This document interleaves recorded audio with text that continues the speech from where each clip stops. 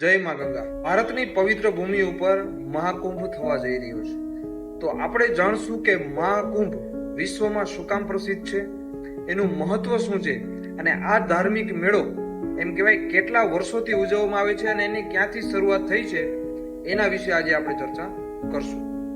તો સ્વાગત છે તમારું ચર્ચા ચોરો પેજમાં, જ્યાં તમને જાણવા મળશે પ્રાચીનથી લઈ આધુનિક મુદ્દાઓ ઉપર વિચાર વિમર્શ.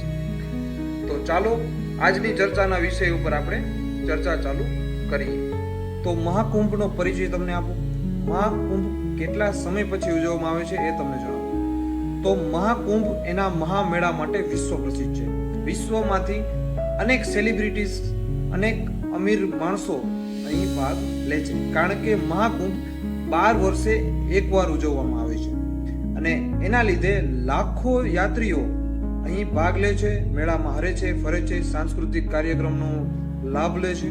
તો આ મહાકુંભનો મેળો 4 જગ્યાએ ઉજવવામાં આવે છે. પહેલું છે પ્રયાગરાજ, બીજું છે હરિદ્વાર, ત્રીજું છે ઉજ્જૈન અને ચોથું નાસિક. તો આ 4 જગ્યાએ મહાકુંભનો મેળો ભરાય છે. મહાકુંભનો ઇતિહાસ પુરાણોમાંથી પ્રેરિત છે. પ્રાચીન શાસ્ત્રો અનુસાર જ્યારે દેવ અને દાનવ વચ્ચે ક્ષીરસાગર મંથન કરવામાં આવ્યું ત્યારે તેમાંથી અમૃત કળશ નીકળ્યું હતું. દાનવોના હાથમાં ન આવી જાય એટલા માટે દેવતાઓએ તેનો બચાવ કર્યો અને એ બચાવ કાર્યમાં 4 જગ્યા એવી છે કે જ્યાં તે અમૃતના ટીપા પડ્યા. તેમાં પહેલું છે ગંગા, શિપ્રા અને 3 નદીઓનું સંગમ છે કે જ્યાં યમુના, ગંગા અને સરસ્વતી એવું પ્રયાગ એવા 4 સ્થળે આ ટીપા પડ્યા હતા અને તેથી જ આ 4 સ્થળે આનો આયોજન કરવામાં આવે છે. આપણે એ પણ જાણી લીધું કે મહાકુંભ શું કામ થાય છે, કઈ જગ્યાએ થાય છે, પણ હવે એના સમય વિશે જાણી લઈએ. મહાકુંભનો આ સમયગાળો ગ્રહોની ગતિ ઉપરથી નક્કી કરવામાં આવે છે. આ ગણતરી માટે ખગોળશાસ્ત્ર અને પંચાંગનું પણ મહત્વ છે. તો 12 વર્ષે યોજાતો આ મહાકુંભ મેળો ગ્રહોની સ્થિતિ ઉપર આધાર રાખે છે.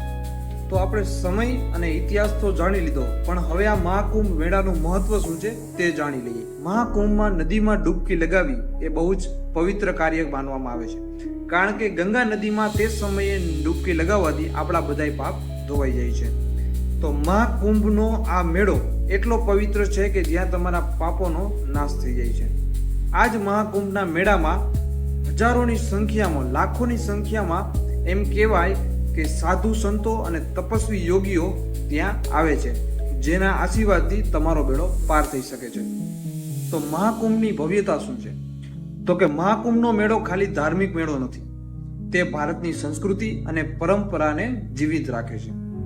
તો મહાકુંભનો મેળો વિશ્વ પ્રસિદ્ધ છે અને વિશ્વમાં સૌથી મોટો થતો મેળો છે અને તેથી જ લાખોની સંખ્યામાં દેશ વિદેશથી માણસો અહીં આવે છે.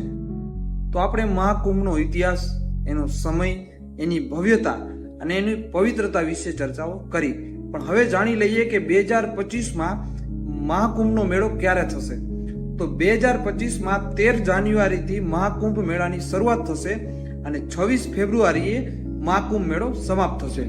12 વર્ષે યોજાતા આ મહાકુંભ મેળામાં આપણે ભાગ અવશ્ય લેવો જોઈએ અને ત્યાંના ભક્તિમય વાતાવરણનો આનંદ ઉઠાવવો જોઈએ. તો ચાલો આપણે પણ જવા માટે તૈયારી કરી લઈએ. તો આજની આ ચર્ચા અહીં પૂરી થઈ છે અને આવી જ ચર્ચાઓ વિશે જાણવા માટે આજે જ ફોલો કરો ચર્ચા ચોરો ચેનલ અને વધુને વધુ લોકો સાથે શેર કરો. મળીએ નેક્સ્ટ ચર્ચામાં.